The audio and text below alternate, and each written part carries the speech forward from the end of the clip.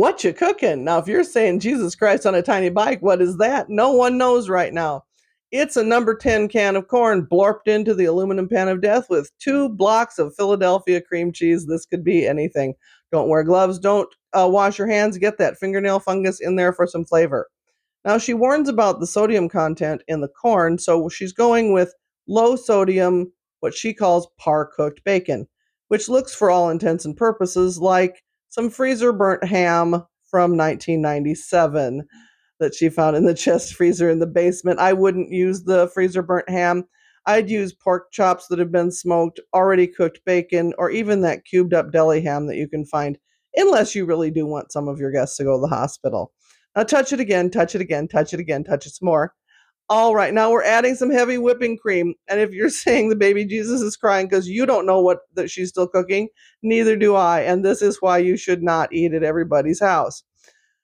All right, now she's worried that it's going to be too soupy. She's going to add some milk for no apparent reason, but go light on the milk because you wouldn't want this traditional holiday dish to be ruined because people come from miles around to eat this at your house every year. Everyone loves creamed corn with freezer burnt ham.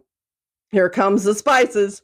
She really likes some spices and she's going to put in some onion powder. Now, despite warning us about the sodium content in the corn and using lower sodium ham, she goes right for the garlic salt. So now the sodium content of this dish is at a lethal level. Don't invite Aunt Thelma. All right, so now we've got another herb of some sort. It looks like lawn clippings or something that you swept up from underneath the hutch, or maybe a old cat toy. All right, now we're going to put in some butter. All right. Now, she says to support this by its bottom because you wouldn't want this folding in half and falling on the floor. Shove that horror show right in the oven. Let's see what it is. It does not disappoint.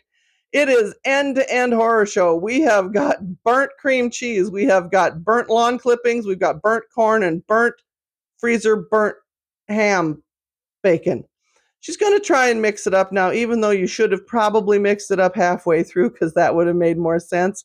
And despite being worried about it being too soupy, it now looks very much like a big pan of vomited out corn. I don't think that no matter how much you stir that's going to make that bacon look any better. It looks very much like roadkill from July. All right, she's still stirring it. I would add some golden raisins right now. That would absorb some of the moisture. Some Barbie doll heads, 4 cups of mayonnaise, some of the little Debbie Christmas tree cakes. Those would make a nice addition, and at least 3 pounds of cheese to cover up everything underneath it. All right, let's see what she's going to top it with. And it's going to be parsley. Don't wash the parsley. Don't chop it up nicely or anything. And if a rat happened to pee on the parsley in the store, or somebody with a communicable disease touched it and sneezed on it, you're fine because it's going to go in the oven, right? Oh, I guess she's not going to put it in the oven. We're just going to serve it like this. Oh, she's going to taste it now. Well, it was nice knowing you. No double for you emotional damage. Don't make this dish ever. Don't. No.